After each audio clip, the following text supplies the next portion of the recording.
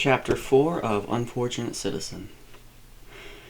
In the month since arrival day, the princess had been spending a lot of time with the Royal Guard in their annual training course. The Royal Guard was the proper name for the force of soldiers in Sicily, which enforced the law and protected the royalty. It was a prestigious position for any young man because there were so few military or government positions, especially ones with nice uniforms and shiny weapons. The princess, once again against her mother's wishes, was spending time with the soldiers as they spent a whole week in the countryside surrounding the capital practicing their survival techniques, small unit tactics, and guerrilla maneuvers for the case of uprising in the city. This concern was now extremely small, but it had not always been so. The memories of the Sicilian Civil War just 15 years earlier kept the thought of combat fresh in people's minds, and this is what brought the annual training of the Guard. This was, however, their only training beyond lectures and occasional target shooting. In this moment, the princess was in a small camp with 20 soldiers in a patch of forest about 6 miles from the city. Their tents were small two-man ordeals formed of two rain ponchos strung up with some sticks as the frame, but the men graciously carried extra components among them so that Cecilia could have a tent of her own. She assured them that it was unnecessary, but the men cared deeply for her both as a friend and a graceful monarch. Instead of the dresses she usually liked to wear, Cecilia wore one of the soldiers' khaki uniforms. This was one of the times that she was grateful for her height of just under 6 feet, because it was no trouble to find a pair of the pants that fit her well. So now, with her men, she waited in the countryside for further orders from their war-game commander. The current mission that they were dispatched on was to hold position beside an important road which led to the city from a junction of many farms just 600 yards further north, away from the city. The area was a thin pine forest, as most of the forests on Europa were, and had little concealment.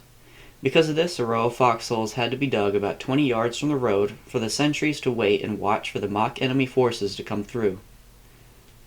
Princess, I brought you some bread."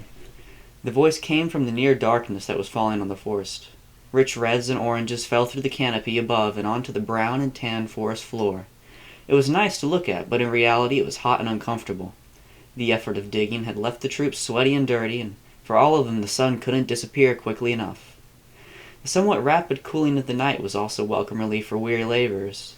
The princess responded by taking the bread and saying, "Thank you, but, you didn't have to do that. I'm just one of you guys. You saw me dig a hole by myself earlier." "Of course," said the soldier, "but it's just on my way, and I thought I could save you the trip. How I do with any other member of our team. I promise there was no special effort." Cecilia smiled and took a bite. She thought of how it was always nice to be around the Guard. Their oaths and obligations ensured they were always polite to her, but at the same time they loved her dearly. This meant that time around them was like a vacation with friends that all loved the outdoors as much as she did. They didn't coddle her, but did show her kindness, and Cecilia realized that she should just accept the small things they did, like the tent and the bread, because anywhere else people would bend over backwards to do things so she wouldn't have to. It was nice to have work to do and not be kept from it, while at the same time being loved. The soldier sat down across from her, leaning against the trunk of a tree. The sun was almost entirely gone now, and the dim twilight set in for its brief display before it too was replaced by the coming night. "I think we'll be getting some kind of orders soon, with the dark," the soldier said. "That makes sense, but we can't leave this route into town unguarded. Do you know if there are any units in the area that will take our place here?" "No idea. You know more than I do, Sergeant," he said with a smirk. "Oh, please," Cecilia said. "Enough of that crap. Yeah, maybe I was given charge of us, but that doesn't mean I know any more than anyone else here. The maps are incomplete. We just know us, what regions are held and so on, and where everyone else is a mystery." "Yeah, makes sense. Can't let the enemy get our troop placements all at once from taking out one squad." "Exactly, genius. Now, I'm going to go and check the eggs!" The voice was a yell from the darkness somewhere to the rear of the camp. There were sentries there, but fewer than on the road. After a moment, one of them called out, "Cracked!" Cecilia rushed over to the defensive line just in time to see a two-man messenger team coming from the dark forest from the direction of the east. This area was a bit low and swampy, but for someone trying to evade enemy patrols and spotters it was a good route.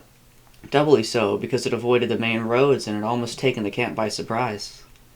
"Remind me," the messenger said, his buddy coming along behind into the heart of the camp. "Who came up with that call? I think we should change it. It's kind of intuitive. I probably could have guessed it. Higher up than us, Marcus, said the princess. Marcus, a man of about 24, was Cecilia's closest friend in the guard. As always, said Marcus, grinning, it isn't every day that I get to give troop movement orders to the princess herself, but if I had it my way, she'd be the only one. I feel like you're the only competent person out here. What makes you say that? She asked. The way station before the bridge over by the Bellagio neighborhood of farms was just taken this afternoon, and our whole platoon there was captured.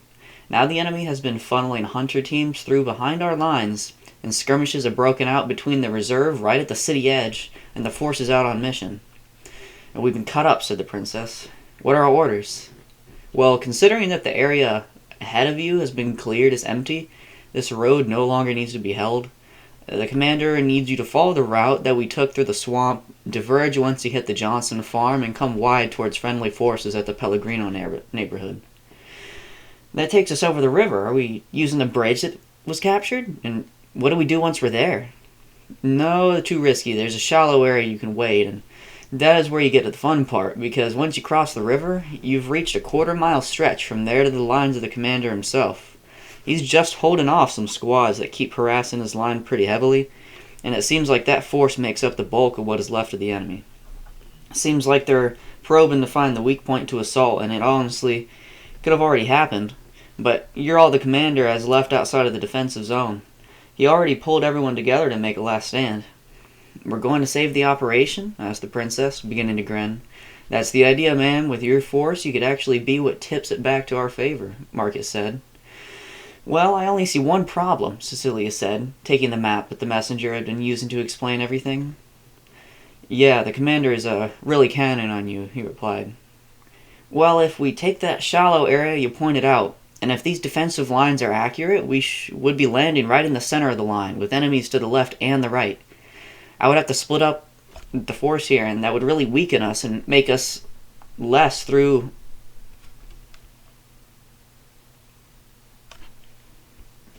I would have to split us up, and that would really weaken us and make us less thorough in cleaning the area between the line and the river. Okay, you're in charge, but there's no other secure way to cross. We're taking the bridge across, the princess said. Without responding, beyond a smile, Marcus picked his pack up off the ground where he had laid it. His rifle, loaded with simulation bullets, had never left his free hand. Finally, he said, Well, I'm going to be part of your assault team now. I may not have a home to go back to, and if we're successful, you can report to the commander yourself that you received his message loud and clear. It would be my pleasure, Cecilia said. In just a moment, Cecilia dispatched the resting men to collect the sentries, pull together gear, and be prepared to move out in 15 minutes. While this was happening, she pulled down her own tent and put her pack together. Her rifle, an ornate lever-action repeater, was already on her back, and she simply transferred it to her hands. It was loaded in the same simulation rounds as the rifles, but instead of using the full rifle cartridges, it was chambered in the universal pistol round. On Europa, ammunition was produced in relatively large quantities due to the people's dependence on hunting the plentiful wild game which populated the vast regions of field and wood between settlements. It had been standardized since it was first produced as a necessity, as the weapons on board the ship were running low in their ammo. A universal caliber of 10 mm was decided on, meaning that the exact same bullet was used in both the few handguns and many rifles of the planet, but simply housed in different length casings.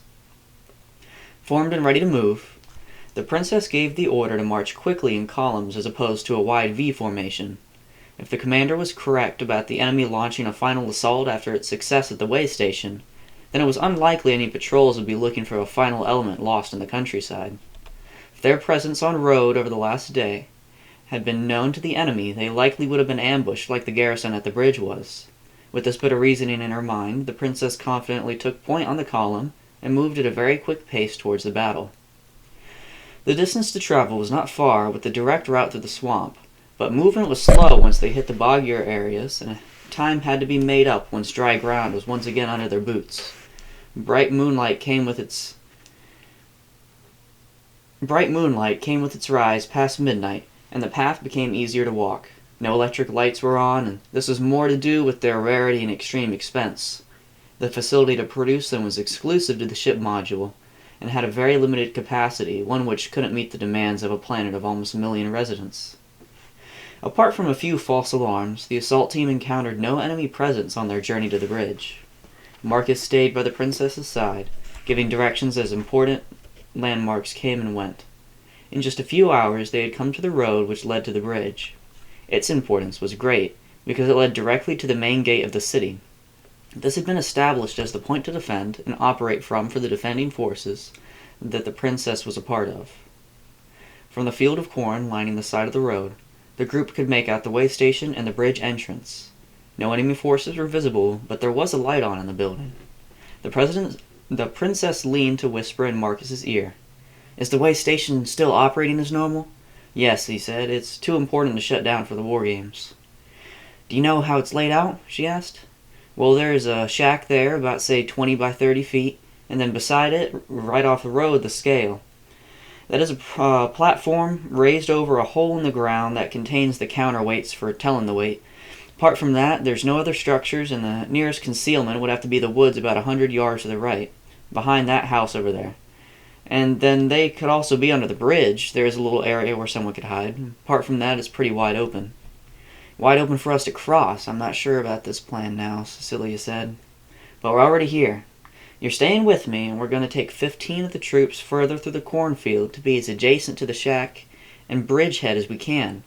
The remainder of the troops are going to move from here to the shack and try to draw enemy fire and reveal their positions." "Sounds like a good plan to me," Marcus said. With orders passed as whispers down the line, the recon team was assigned and held position while the bulk of the force moved to its new position. From here, the princess and the messenger had a better view of the shack, having closed the open distance to about 150 yards.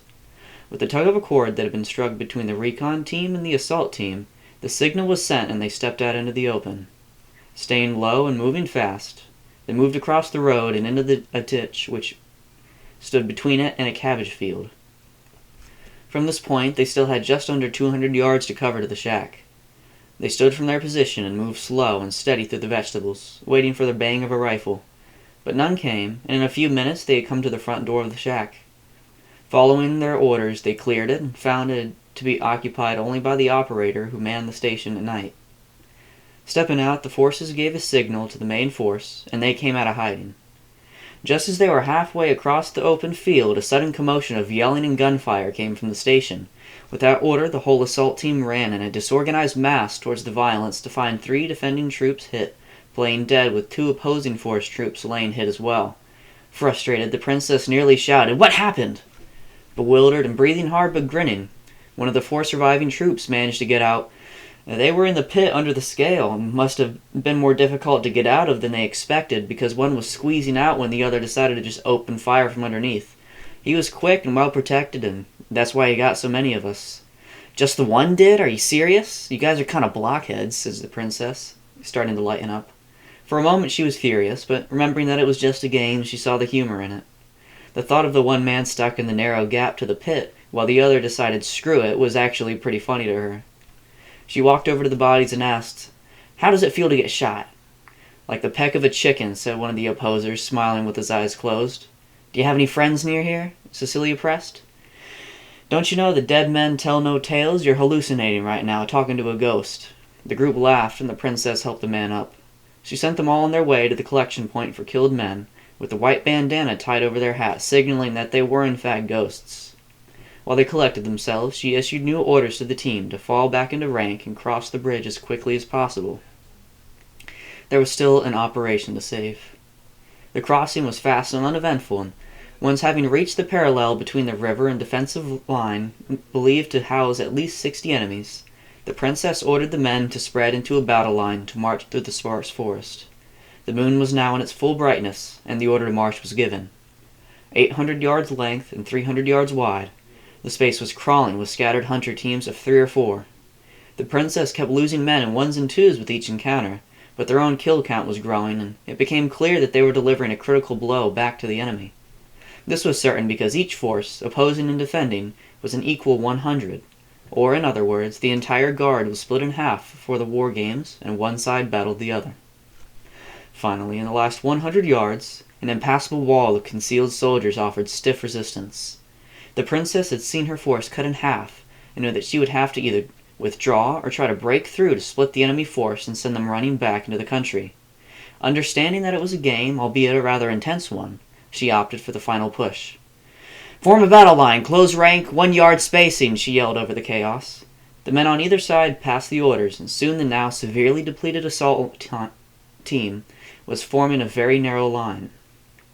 The princess began to shout the order to charge, but was suddenly interrupted by a man running through with a bullhorn calling to cease fire. It took him a few minutes to get the firing to stop, but once he did, he called out for Cecilia.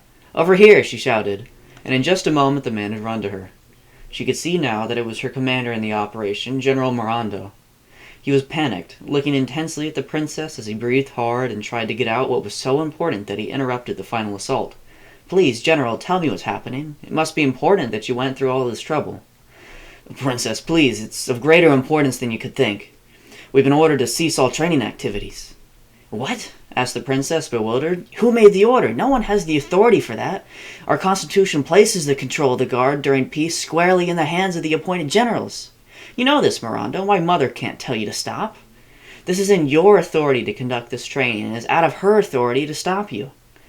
"It isn't your mother, princess. It is, well, I'm not the one who should be telling you this. You need to go home right away. Your mother can fill you in more thoroughly than I can. Please hurry. Up by the gate is a car with a driver. He already knows where to go. Just get in."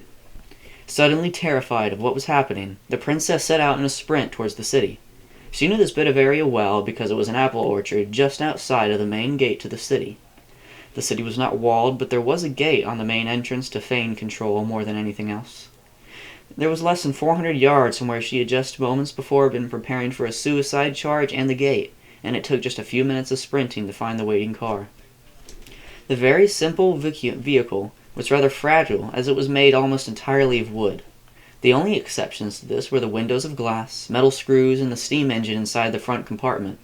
It was small and heated by a cylinder of compressed methane, which explained the emphasis on lightweight construction.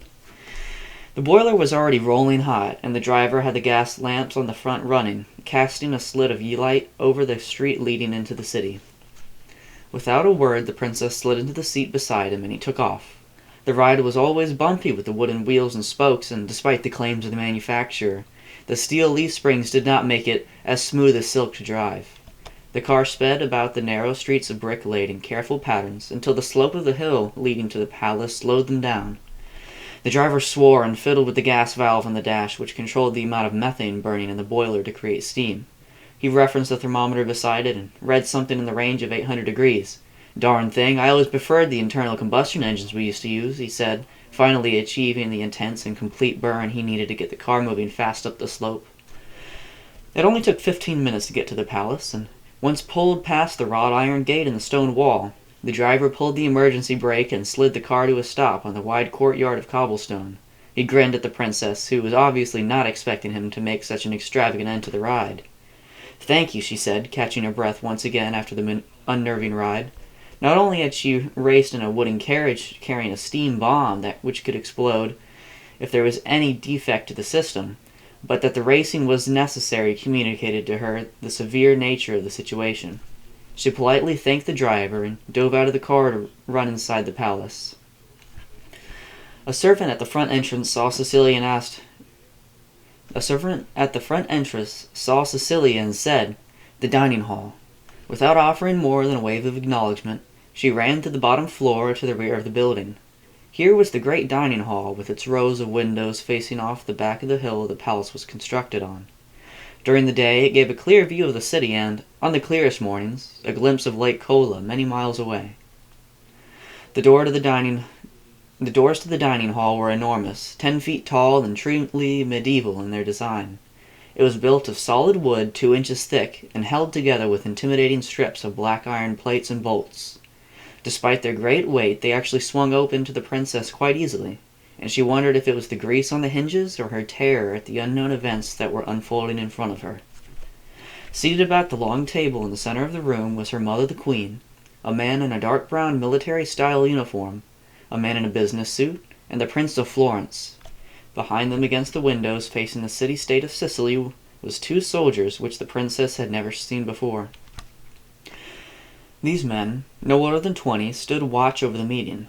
They wore uniforms of dark brown canvas, baggy in the trousers with long-sleeved shirts. Collared, buttoned, and with pockets at the waist and the breast, they also had sewn onto the front one horizontal black bar each. They didn't look too serious, but they were a bit excited and interested in the conversation taking place. The scene had instantly quieted to nothing when the large doors were thrown open and the princess stepped through. She understood that they would be shocked at her sudden and dramatic entrance, but it was only after a moment that she remembered her appearance and the hour. It was 2 a.m, and the princess had come in a very dirty guard uniform with a rifle in her hand. She imagined it almost looked like she was about to attempt some type of coup d'etat, but it seemed as though everyone, including the soldiers, had expected her to arrive like this. "Cecilia!" hissed her mother, who had been stooped over a map and some printed documents all laid over the table. "Do not treat me with that disrespect, not when something so obviously nefarious is taking place in our own home," yelled Cecilia. "What is the meaning of this? Who are these soldiers and this military man? Why are they here?" "I will explain," the queen said in a low voice. "You have no authority putting an end to our training exercises in the middle of very important procedures." "No, she doesn't," said the prince. Cecilia fell silent and looked at him. "What are you doing here?" she spat out. "Doing my duty as heir to the people of my city and protector of the global relations of all settlements, as is detailed in our shared constitution." The implications of his words were confusing, and the princess began to relinquish some of her rage. She began again, much more calmly. "Just speak plainly to me. Why were the maneuvers ended?"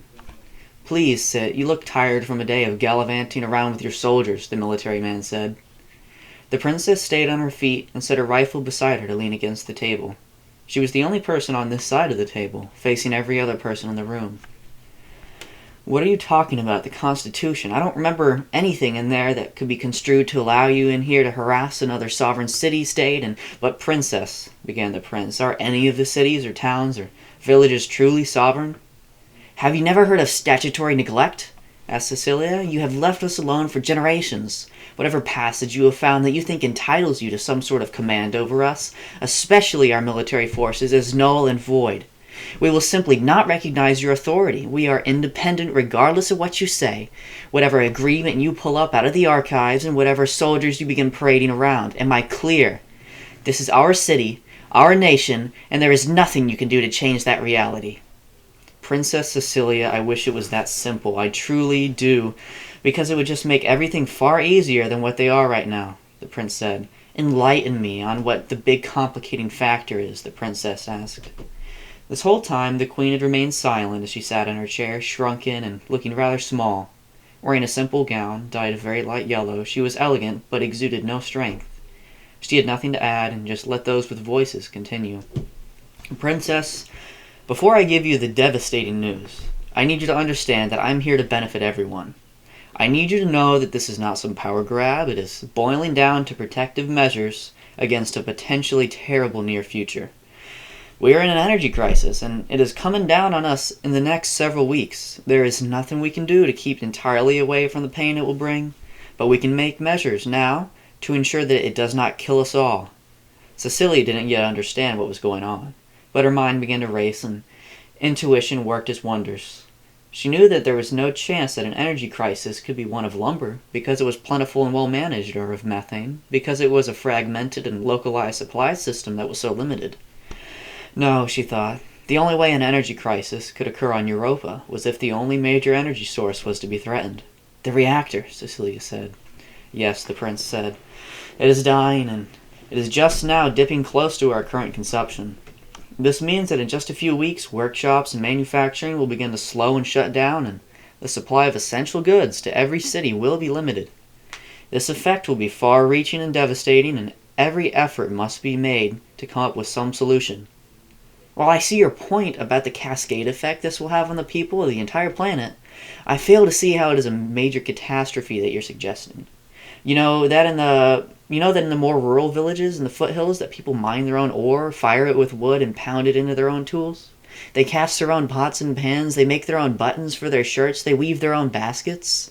These people prove that we don't need that technology you're trying to preserve. It is convenient, certainly, but completely unnecessary. We will never become what we are meant to be on this planet if we keep on preserving monuments to the past." The words of the princess were forceful and left a feeling hanging in the room that there was finally some real resistance. Up until then, from what the princess could surmise, the queen had been submissive to the prince and his entourage. Now, with the princess giving doubt to the compliance of the second largest city on the planet, the prince was forced to bring out his trump card. You're misunderstanding the gravity of the loss of the reactor. It is not just electricity running to our metalworking shops. It is the preservation of the modules themselves. We cannot do the things that they do, ever. All of our medicine comes from the module, which uses the ancient engineering to pull it up almost out of thin air. It is the modules that contain preserved seeds and spores for every plant on Earth. And you know that we can't plant them all right now, so they must wait until we have suitable environments. Those will perish without power. You want to talk about the impact this will have on our future? We have no future beyond the status quo if we let those modules fade out and die with the reactor. We will never have rainforests or jungles or anything more than these pine forests. You know just how limited we are by the rushed terraforming they did on this planet, and the only way to be independent is to just preserve these modules until we're prepared to make this planet usable. Do you want to be stuck here without medicine, without an ecological future, just weaving baskets and making shovels? This place will always be the same, and there will be no benefit to one generation for the toil of the one which came before. The princess was stunned, as she had completely overlooked the issue of medicine. There were precious few natural sources of medicine, given the limited biodiversity of the planet. The crutch of development, beyond the lack of oil and coal, was that the planet had been hurriedly terraformed only a few hundred years before the arrival. This meant that there was a habitable zone only 800 by 600 miles wide, filled with repeating fields of wild wheat and forests of pine and muscadine, but the rest of the planet was unusable. Now, with the threat of cutting medical treatment as well as manufactured goods, the princess began to feel the panic which the prince was trying to put in her. Then, with a start, she reacted with rage. Why do we only know this now? There had to have been years, decades of forewarning. Why is this only coming up 3 weeks before the end? This is the greatest tragedy, princess, the prince said. The reactor was entirely self-sufficient in monitoring, and for this, my forefathers became negligent, complacent. They felt that as certainly as the wind would blow and rain would fall, that the reactor would continue running. It was something permanent, so concrete and infallible that there was no oversight till I stumbled across it in the computer system of the module. This was actually the day after arrival day that I discovered this, and I have since tried to devise a plan. I have one, but I am not an expert and instead would like to introduce you to Dr. Pisa. He is the natural gas infrastructure overseer in Florence, and he has detailed on the papers before you a plan that would avert the coming technological collapse. From here, Pisa explained a system that would divert methane gas generation from the underground lagoons through pressurized pipelines to Florence. There, the turbines from the reactor system will be left in place, but the pipes which would have brought nuclear-generated steam would rather be connected to a boiler system powered by the natural gas. The output would be far less than the output of the reactor, but this was not important. The reactor produced about 100 times more power at peak output than what was required to run Florence. Even though the natural gas system was to generate only a 20th of the peak output of the reactor, it was still 5 times more than what was needed in Florence. This left room for expansion and, until then, a great deal of natural gas would still be available to the populations it was annexed from. This diversion in the steam source for the turbines was already in place, pipe was being laid as quickly as possible, and it was expected that Florence would be incorporated in just 2 weeks' time. It was all so much for the princess to take in at once, but she was resigning herself to the reality that was laid before her. "Thank you, doctor," said the princess politely. "Of course, ma'am. If you have any more questions at all during the process, simply send a message and I will respond, preferably in person, as quickly as possible." The matter was coming close to settled, but the prince spoke again before anyone could get up from the table. It was late into the morning, but there was one more matter that he had to bring up. It was the one he was at once both dreading and most excited for. "Now, earlier, you asked about the authority for this," he said, looking at the princess, "and the truth of that is that it comes to me conditionally.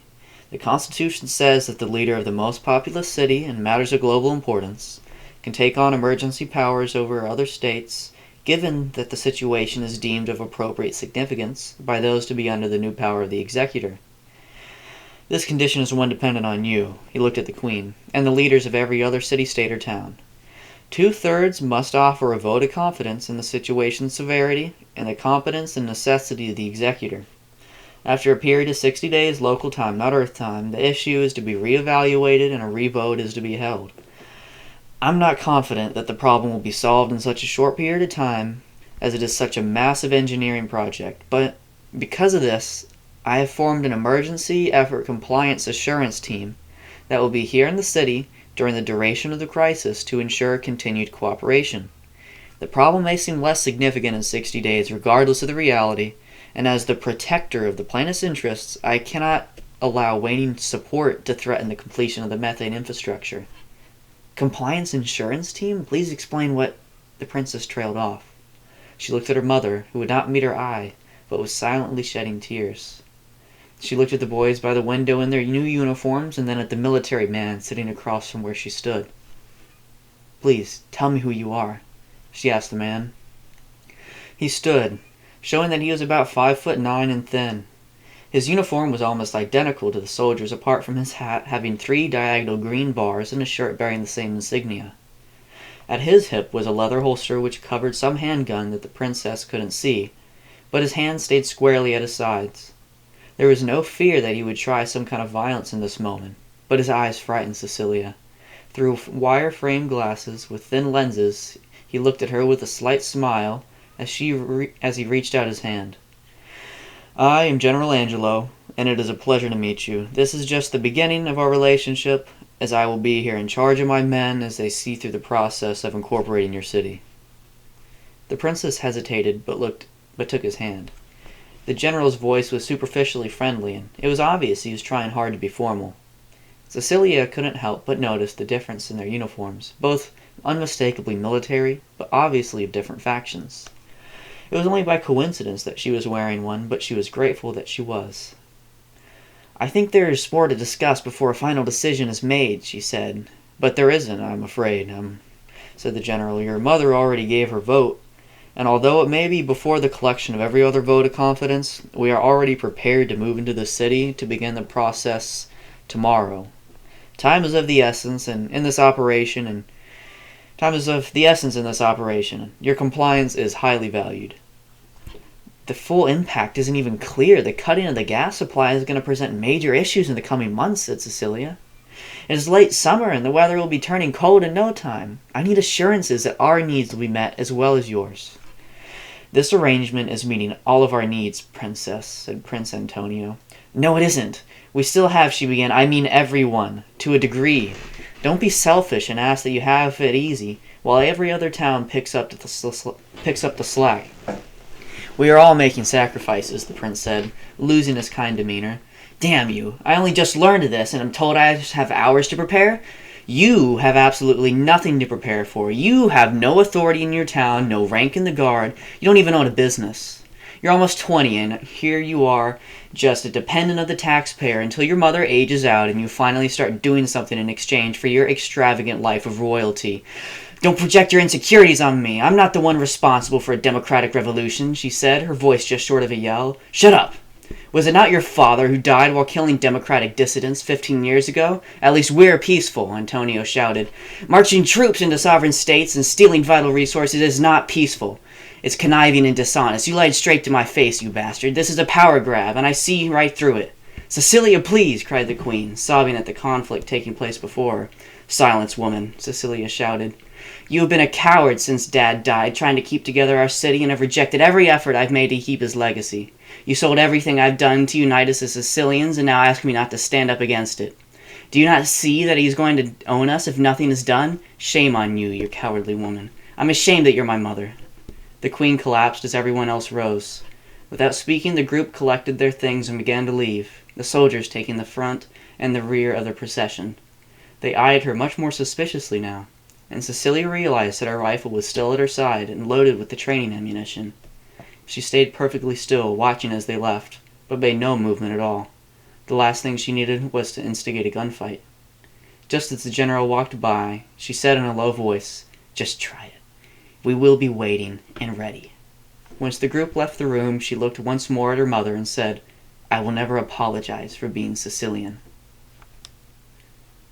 That is the end to Chapter 4 of Unfortunate Citizen.